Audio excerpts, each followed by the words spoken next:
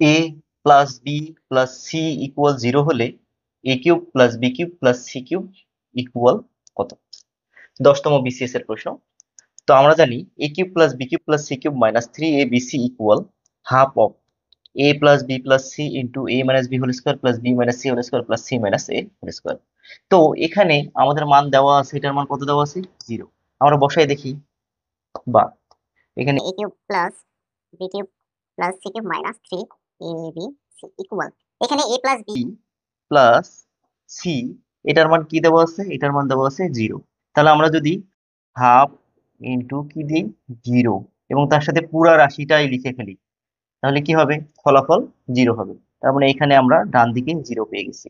তাহলে আমাদের এখানে কি a cube plus b cube plus c cube minus 3abc equal 0। তাহলে আমরা এখান থেকে a cube plus b cube plus c cube equal কি লিখতে পারতেছি? 3abc। তাহলে আমাদের রিকোয়ার্ড রেজাল্ট আমরা পেয়ে গেছি। আমরা এ বি সি এবং সেটার সাথে 3 গুণিত অবস্থায় পেয়েছি।